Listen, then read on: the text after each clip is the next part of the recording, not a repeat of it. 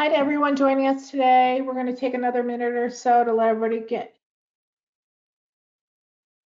Well, hi to everyone online today. We're going to get started with our webinar. Hello and good morning or good afternoon to all of you wherever you may be watching us from today. My name is Liz Mancini. I'm the Senior Manager of Membership Services for AAPA. Welcome to today's webinar, Electrifying Alternatives for Container Transfers. Hosted by one of AAPA's newer members, EagleRail. Welcome to AAPA's 5th member-hosted webinar of 2023. We have more exciting programs planned for this year, so if you're interested in learning about additional upcoming AAP events and opportunities, please hang around for just a few minutes following the conclusion of the presentation, and I will be happy to share with you some additional ways you can engage, learn, and network through AAP over the next several months of 2023. Since meeting in person was initially difficult during COVID, AAPA added a benefit for our new members to allow them to host a webinar to present themselves to our members and showcase their expertise and thought leadership. So we're excited today to hear what our experts from EagleRail and their partners have to share with us. If you are joining us today and are not yet an AAPA member, would like an opportunity to present a webinar as a new member, as well as the other opportunities afforded to our members to get in front of membership and build relationships with our port and other industry supply chain members, please reach out to me after this presentation.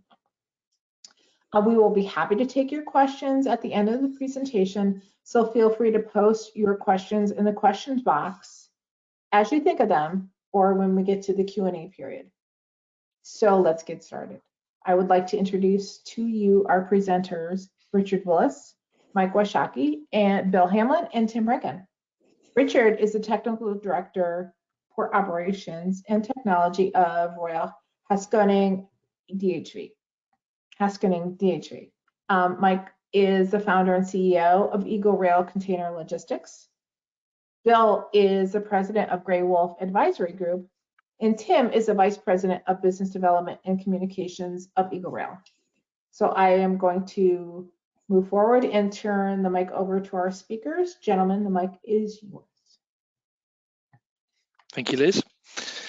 Hi, good morning, good evening, everyone. My name is Richard Willis. I'm Technical Director for Port Operations and Technology, as Liz said, at Royal Haskoning DHV.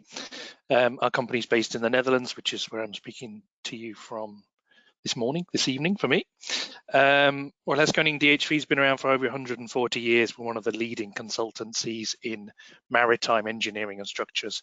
And my particular role is leading our smart ports consultancy. So we're helping our clients get the best value from technology in the port environment in whatever sense that means. So we've worked all over the world designing container terminals and other kinds of ports and logistics networks. Next slide, Mike. So let's get into it. Today's topic is all around what's happening around the container terminal, the traffic and the interchange between different terminals, different parts of the terminals, different railheads, warehouses, and all those interchanges that happen around the terminal. Lots of ports have a high percentage of really short distance moves in between the terminals and between warehouses. It varies from place to place, but it's usually a very high percentage. And the answer to that in most cases is trucking. Ports are constrained by their land and the city infrastructure around them, so highway trucking and drayage is usually the answer.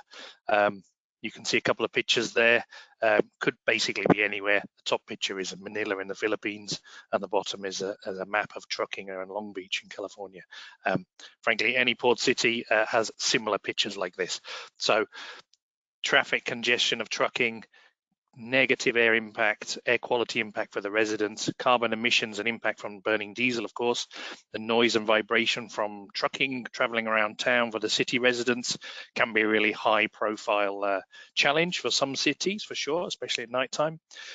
Wear and tear on the road and infrastructure over time, road safety impact, of course, and actual fact, the congestion in terminals can often have an impact on the service levels they provide to their clients as well. So there's some challenges around trucking around ports, but what's going on inside the terminal? There's quite a bit of innovation progressing in horizontal transport at the moment. Electrification is one thing, progressing apace. It's not new. Electrification in cranes has been around for a very long time, but now it's spreading into horizontal transport. The white terminal tractors you see there are electric, either from grid recharging or from a battery swap option. Either is quite popular. Also, alternative fuels for using hydrogen. The blue tug in the bottom right there is in Antwerp, and that's a hydrogen pilot project. But equally interesting is the mechanization of this activity also. Again, automated guided vehicles have been around in container terminals for 20 years or more. Inside the terminal, you see a picture in the bottom corner there of Hamburg, and AGV has been loaded with containers.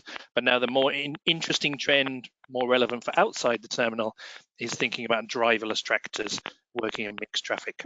Those white terminal tractors will work at the Port of Felixstowe in the UK to work with the mixed traffic in the RTG terminal. So that's quite a step forward.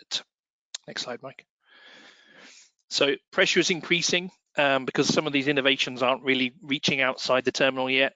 So the business as usual trucking drayage approach is really under pressure. It's a highly visible challenge for ports. Thinking about clean air zones around cities. The picture in the bottom there is from Portsmouth in the UK, a historical port and navy base. Some of you will know it's hemmed in by a city, and the city is implementing a clean air zone, which will have big impact on trucking in the port. Equally, it's becoming a sometimes unpopular story for port operators in their local community.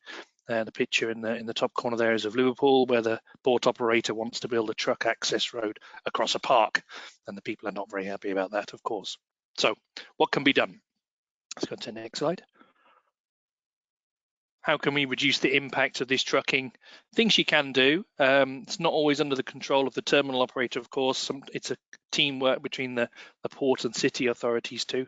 You can manage the traffic. You can have appointment systems. Appointment systems are really quite successful here in Europe, but you need a 24-hour access to the supply chain. It seems to be in some places less successful in North America and creates sometimes more congestion than it's worth, it appears. You can improve the trucks themselves, schemes to ensure you have more modern engines and clean air schemes and such. You can get more cargo on the trucks. Interesting picture in the bottom there from recently in Brisbane in Australia, having a double stack road train to double up the amount of boxes on the trailer. They are empty boxes though. But again, introducing more automation into the process. There's a trial be going on the UK at a Nissan car factory, moving trailer loads of parts to and from the car factory from warehouses. Again, increasing that predictability and 24-hour reliance of automation of trucks. This really helps resolve the labor problem. It's the same in North America as it is here. Getting people available to drive trucks is quite a challenge.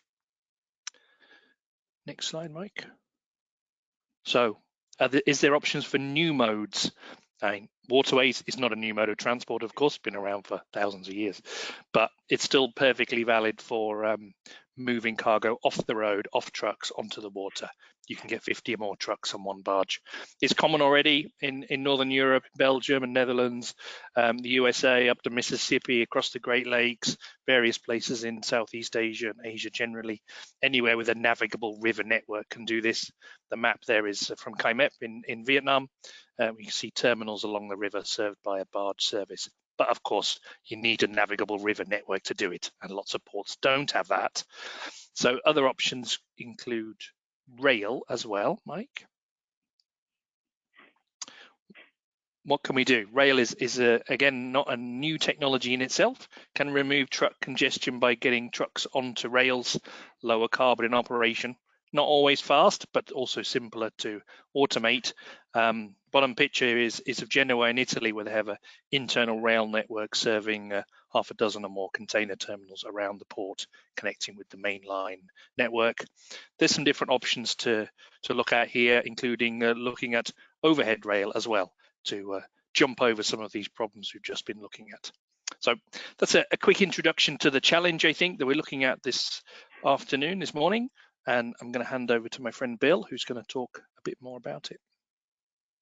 Thanks, Richard. Appreciate it. My name is Bill Hamlin. I'm excited to speak with you all today on the electrification of port operations. I'm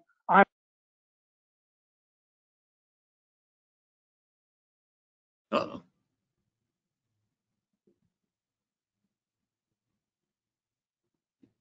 Can't hear you, Bill. Yep. You dropped off, Bill. No, we lost your audio. Maybe no headphones? hearing now. You back? Perfectly. Can you hear me? Now we can. Yes. Okay, so sorry about that, everyone. Again, my name is Bill Hamlin, and I am excited about talking to you today with electrification of port operations. Part of my background has been running major ports on both the east and west coast of the United States, and so I'm going to try to look at this from a port operator's perspective. So let's look at the next slide, Mike. Let's look at the need. When we look at the need, ports are going to need to electrify to help achieve carbon reduction goals. As Richard pointed out, there's other ways of achieving that as well, but the levers you can pull here, when we look at, a number of ships have been converted to be able to use shore power, ship-to-shore cranes have been converted to electric, container handling equipment's being developed and is out there with various hybrid battery and other technologies. And the beneficial cargo owners are really asking their supply chain networks to have active plans to reduce carbon. So could there be a future end-to-end electrified port strategy? Certainly there could be, but it's got to be cost effective and there's got to be the right support to make it work. Next slide, Mike. So let's talk a little bit about port electrification and the how. How do we get it done? Well, an electrified port and local dray strategy can reduce carbon, but it's also got to be cost effective. Let's be honest, we don't think that major capital investment is going to be made on the green decision only. So this is really a decision that's made for the port operations effectiveness as well as getting the carbon reduction. And again, when we look at what's out there today, ship plug-in capabilities while they're in the port, even though I know that some ports are struggling to be able to use all the infrastructure that they already have because of grid issues that we'll talk about. There's emerging electric tug technology. You see the picture of the Crowley tug that is electrified and I believe will be testing in the Port of San Diego. Ship-to-shore cranes have been electrified. Container handling equipment, as Richard talked about, is being electrified and other options for zero emissions. Yard hustlers, EVs, EV short and medium range over-the-road truck for drays, electric locomotives for short and longer haul intermodal moves, and then the possibility of emerging electric light rail overhead shuttle systems. Next slide, Mike. So we talk about the grid challenges, which I think is one of the big challenges you've got today in the ports. And really the need is now to identify the grid requirements for all the different electrification that the port would like to do, from ship through exit.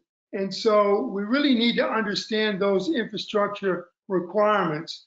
There are microgrids out there that are being discussed, solar battery, for example, to be able to manage peak times, but there are some restrictions there in terms of a port's ability to have a lot of solar because you just don't have the space. You can import it, but that's a different discussion.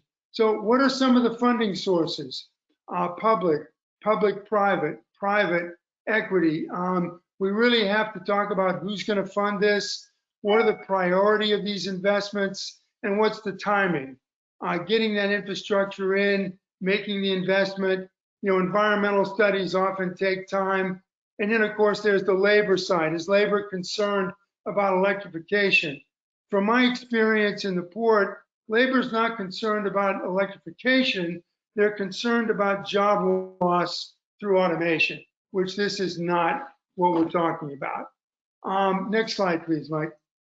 As we look at port electrification, it's only part of the total supply chain. I like to look at the three major core elements of a port operation, which is the ship, the yard, and then the gate. The gate being the exit or the entrance to the terminal. There's been, as we've talked about, ships and cranes have been electrified on the ship side. The yard operations, you've got a big opportunity, I believe, with yard trucks, now with EVs, but other handling equipment.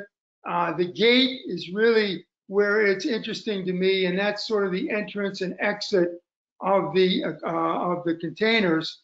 And this is where I think, we can look at EVs for local drayage and electrified locomotives, but this is where I think the discussion around a short rail option that we're going to hear from Mike and Tim are really interesting to replace the local drays. And quite frankly, a lot of dray operators don't want these local drays. They get caught up in the gates. It takes too long. They can't get enough turns to make this profitable. The next slide, Mike. One of the things that we talk about here that is a lever that can be pulled right away is electric yard trucks. I've listed some of the various OEMs and suppliers that are out there today. There's currently testing and operations of some of these trucks at selective ports.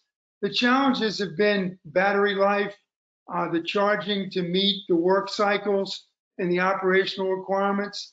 There are products like Orange EV with their new Husky that have been specifically engineered to meet these rigorous requirements.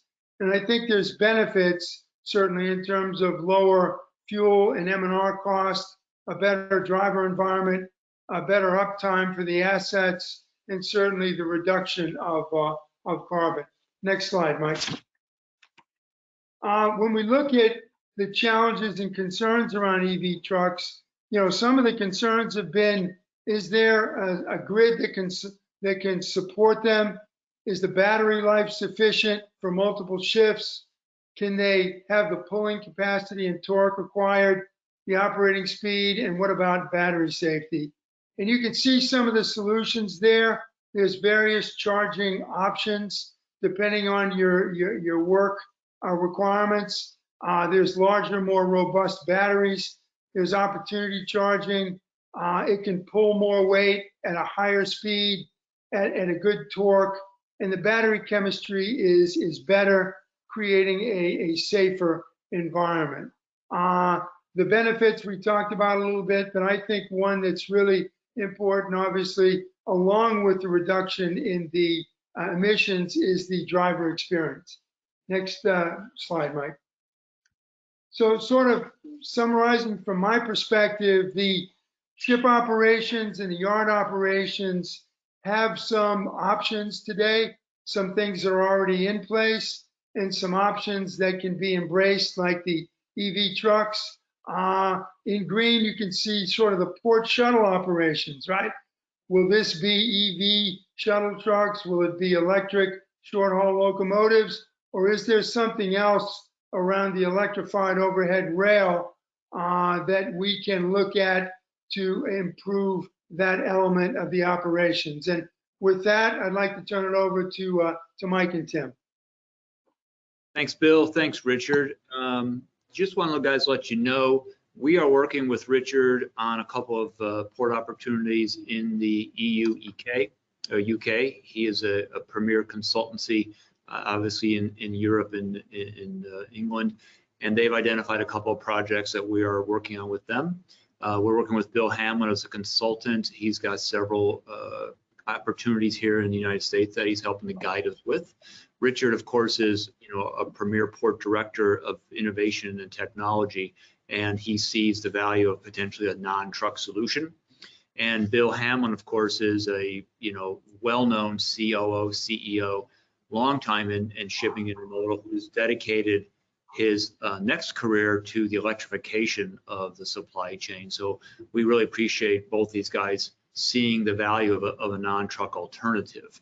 EagleRail, of course, we invented this light rail shuttling about 7 years ago. We have the patents in the US, Brazil, EU, and UK. They're pending in India, China, South Africa, and more. Our business model is two parts. We can either sell the solution, or our preferred methodology is to finance it and operate it as a independent, especially if we're carrying as a common carrier multiple types of loads. To date, we've talked to over 75 ports in 25 countries. We have a sort of a consultancy process that we go through to analyze if there's an alternative to diesel trucks in your supply chain for logistics. We do have a two-stage process I'll talk a little bit about. The first stage is a no-charge analysis that we do using a video conference in Google Earth, and we can look at your holistic supply chain in that region and where local containers are going, and is there an opportunity to remove trucks from that supply chain. Like I said, we have been doing this for a while. These are the patents we have, and we believe our system is good for brownfield opportunities when you're trying to reconfigure or expand a port opportunity. As Richard said, you can find pictures on your port and all sorts of ports all over the internet of this long queue. You see it everywhere. And of course, greenfield opportunities for the newest type of terminals. I could say, without breaking any confidentiality, we are consulting right now with NEOM in Saudi Arabia. They're trying to build the world's most automated port. And obviously, we're not a selected vendor yet, but we are in their technology research pod with the vendors. And so electrified overhead shuttling is one of the technologies that the NEOM team is considering. So we'll be going back to Saudi in a couple weeks for their new T2 technology workshop. The backbone of the system is the carrier. It is basically an upside down spreader head. It does not telescope because it has two fixed locking positions for 20 and 40. Of course, it can carry a 45 and a 53-foot container as well. It's under the track, so it's slung weight. It's more stable and can go faster. And the top of the rail can be used for other things, which we'll talk about a little bit later. It's fully electric. It has a AC to DC step down system. It's redundancy safe. It has bumpers on the front and back. It can, if there's a stuck carrier, it can push another carrier along as well. The track and the columns and the routes are 100% customized per layout. So we look at what the volume is, where the pickup nodes, the drop-off nodes, the traffic, the peak traffic, the annual traffic, and we can design a system to meet those needs. You can see here is a single, double, and triple lane design, depending on where we're picking up and dropping off. Do we need a throughput, a pass, etc. One of the most important parts of the system is our loader options. Now, the loader itself is a basic lift table. Now, but this lift table can interface with almost every single piece of port equipment out there right now, from reach stackers to strads to gantries, fixed and gantry overheads. I mean, we have a system designed with box bay for high bay storage units, but we can work under the cantilevered side of an overhead crane. We can work under the legs of a large gantry crane. We can also load rail, and we can work in the back reach area with ship-to-shore cranes. Once we figure out how to deal with the hatch cover storage, we can pick them up right from the crane itself. I'm going to now turn this over to Tim Branken. Tim is, again, our Vice President of Communications and New Business Development. Tim's been with us for quite a while. Tim and I will be at the trade show in Denver in a few weeks, so please stop by and see us. So let me know if you can see Tim properly here. Thanks, Mike. Hi, everyone. Again, my name is Tim Branken with EagleRail. I want to talk about the 3 best applications for electrified overhead shuttling. Number 1 is linking port terminals to remote gates or inland depots. This is a trend that's happening here in the US and also all around the world, where ports are landlocked. Cities are not willing or able to give the ports more real estate. So ports are trying to figure out how are they going to handle the increase in volume that is coming and is been growing at say 2 to 4% a year for the last 50 years. That is container volume. If you project that out another 20, 30, 50 years, you now have port planners and port authorities wondering how they're going to handle 50% or 100% more volume than they're processing today. The second best application is to link those offshore deep water berths that are being talked about and developed. Mike mentioned NEOM in Saudi Arabia. The name of their floating offshore island is called Oxagon. If you haven't heard of NEOM or looked at it, it's neom.com. Pretty fascinating what they're proposing there, specifically with the port. Third application is to connect inland operations, so dry ports as they're referred to. So we're currently working with BNSF and also IMC at a potential application in Memphis. So instead of using trucks to run back and forth between the IMC yard and the BNSF terminal, why not link those locations up with an overhead light rail? We can run right along the right of way of the BNSF rail and free up the IMC assets to do more profitable turns. Bill alluded to it earlier. The short haul repetitive drays are not very profitable for trucking companies and drayage operators. So we can take those short haul repetitive routes out of the equation. And another bonus application is the just-in-time container rebalancing for empties.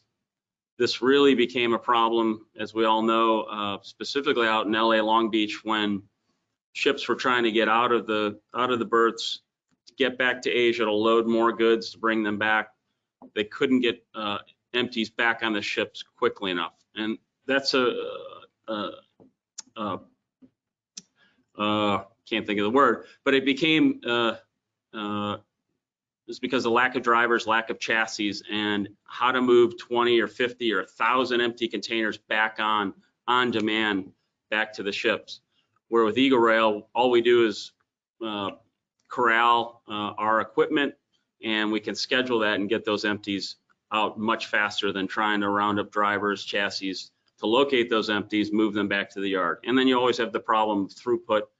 You're trying to go through those same lanes, same gating process at the terminal. Again, we're flying over anything, any obstacles on the ground. Our studies have shown that the sweet spot for EagleRail is kind of the 1 to 10 mile journey. Anything less than a mile, you're better off just using terminal equipment to move containers off-site or even inter-terminal. Anything more than, say, 10 or 20 miles, depending on the location, it might make sense just to put that on the ground with over-the-road trucks or traditional ground rail. That said, we've quoted systems as long as 40 or 50 kilometers because of topographical challenges and congestion at specific ports. And that specific application or references to Port of Santos down in Brazil, where topographical challenges really make it challenging to move containers via truck between the terminal and the city center. So again, we're keeping the long haul trucks off the dock, keep the gates less congested. We do feed into not only EU's road to rail initiative, but I just came back from another conference where the focus is how do we get more containers and more cargo, more freight on rail. It's still way underutilized here in the US and is the most efficient mode of transportation, as we all know, to move goods over longer distances.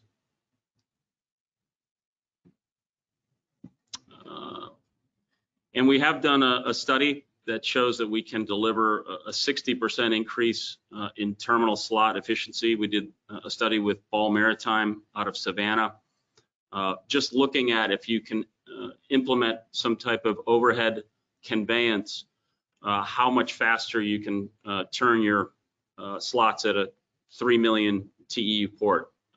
So without expanding your real estate footprint, you can grow that port from 3 million to 4.8 million TEUs without increasing the footprint. So that's gets a lot of interest from operators as well as port authorities when we can show that algorithmically and mathematically that that's possible. EagleRail is a true decarbonization and ESG rated technology. Sorry for the air quotes. Our private equity partner is a decarbonization fund. So we did go through their process to determine that we would meet their requirements for an investment. And that is the environmental, we're using 60% less energy, we're emitting 70% less CO2 emissions, and we can fly over any environmentally sensitive areas as well. Social, we're making the lives of the people that live in and around the ports safer, cleaner, quieter. By getting those diesel trucks off the road, you're freeing up ground space for pedestrian traffic, bicycles, and even just regular auto traffic in and around those port centers. And governance, we're an inclusive company, diverse employment, so we're not just saying this for lip service. Again, the 60% less energy and 70% less emissions, this was done using a fully loaded container traveling on a 10-mile journey, and we utilized U.S. Department of Transportation and EPA data to show that we can reduce the carbon and energy by those numbers. And what's most exciting, if you look at this chart, we're not emitting any of the nitrous oxide or sulfur oxide particulate emissions, as well as the particulate matter, the PM10 and the PM2.5, which is the really nasty stuff that contributes to a lot of premature deaths. And if you've got any respiratory ailments, asthma, causes a lot of problem. And I think LA Long Beach did a study, and the incidence of cancer and illness in and around the San Pedro Bay area it's real. So any way we can help reduce those numbers is a win, obviously, for not only us, but for the people in and around the ports. So again, if you look at, we all know what a truck, what it does, what it is. It's taking up ground space, emitting diesel. You still need drivers. It's a 100-year-old technology that we're still using. Where EagleRail is using overhead, unused airspace to fly over any congestion you have on the ground, all electric, uses an automated warehouse model, and we can build the system modular. So we can start with a smaller system, and then as the need grows, we can build on to the network and add equipment as volumes increase.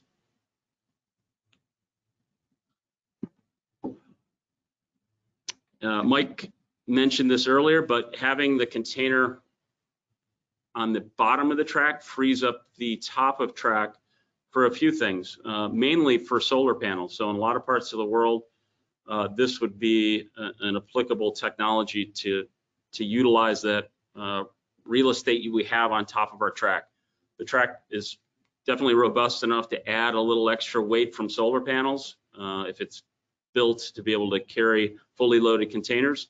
And our studies have shown we can reduce the pull off the grid by 20 to 22%, depending on the obviously the intensity of the rays and where the system is located. So there's three beneficiaries of an EagleRail system. Direct is obviously the shipping lines and ports. We can turn those slots faster. We can get ships out of the terminal quicker if we can load them back up with empties. Second beneficiary is the intermodal rail operators and also just private traffic, because we're going to decongest the road of those trucks that are right now handling those short haul repetitive routes. Let's take some of those trucks off the road and utilize them for better moves instead of those short haul moves. And the third is we mentioned this before, the cities and the people that are in and around the ports. That 70% reduction in CO2 and particulate matter and the NOx and SOx getting that out is huge. Another benefit of our system is to have an inline scanner. So this is built into the track where you can fly through. You can scan 100% of the containers that are coming into your port, or you can set a certain percentage. Doesn't slow down the operations. If a container is flagged for whatever reason, we have a pull off where the inspection can open the container up and have say Customs and Border Patrol look at the container before it's put back on the system. Our EagleEye logistics and scheduling software ties in with the ship's terminal operating software, as well as rail. So right now, if a container leaves a port on a drayage truck, you might have an ELD, electronic locating device, or some type of thing on the container, but most of the time you don't. So you have zero visibility of where your container is at and how long it's going to take to get to, say, the inland depot or the rail terminal to be able to be loaded on that rail and moved out. So with EagleEye, we can have full visibility of where each container is on every step of the journey. So quite huge for just-in-time delivery. And we can run this as an on-site operations or fully remote control operation, similar to remote crane operations that are around the world, where containers are moved on and off ships using the remote operations to control the STS cranes. And another aspect of our safety is if we're crossing over any public roads where there's a chance there could be an encounter with a container. We all know that the corner castings, the incident of a container or the chance of a container falling off of the corner castings is almost zero. However, sometimes containers, depending on load shifts or a container being rusted out, there is incidents of the containers, the goods falling out of the box. But we'll put a catchment over that if we're crossing over any public areas for safety. And that is the end of my section. So we'll open it up to Q&A.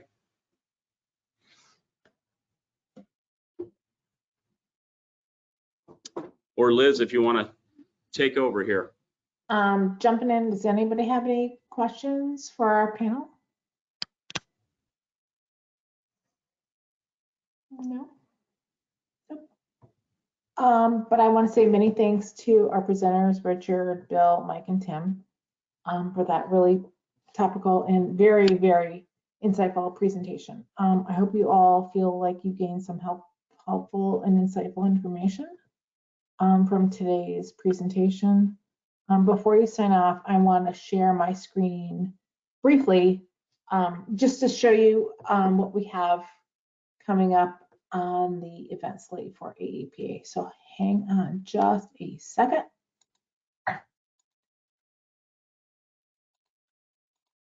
And my screen is not sharing. Of course it's not. Do I have to unshare mine maybe? Change presenter. Change present. I think I have to change to you. If you could go to AAPA parts, just to the main events page, like, I don't know why mine is not sharing. Right there. All right. Should be you now, Liz.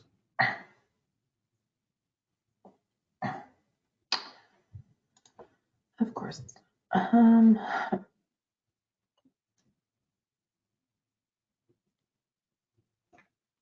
Oh, I've got it now. Hang on just a sec. I do have it. Oh. Right. We can see your emails now. Samantha. About Now we see event details. Yes, event details.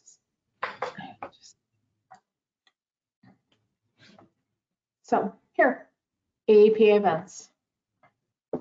So our next event, our premier event of the year, is our annual convention and expo in Port Aurora, Colorado, next month, 3 weeks.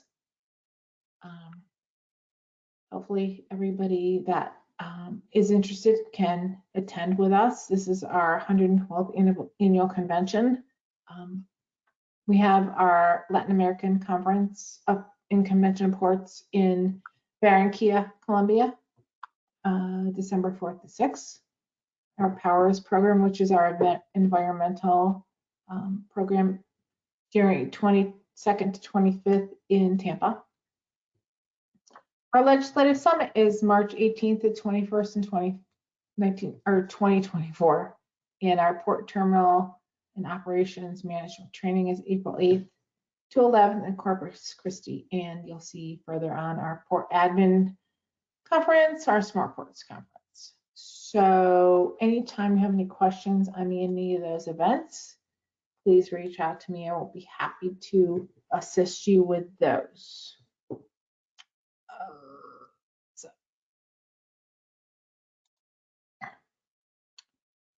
So I want to just say this concludes our program for today. And thank you for Richard, Bill, Mike, and Tim for your time. And thanks all of you for your time. If you'd like to reconnect with anybody from the EagleRail team, they will be at booth 507 in our exhibit hall at Port Aurora at our annual convention next month. And if you want to connect with them ahead of time, reach out to me and I will definitely get you in touch with them. I hope you enjoy the rest of your day, and I will see you at our next webinar on October 11th. So everyone have a great day. Great. Thank you. Thanks, Liz. Thanks, Richard. Thanks, Bill. Thanks, everybody.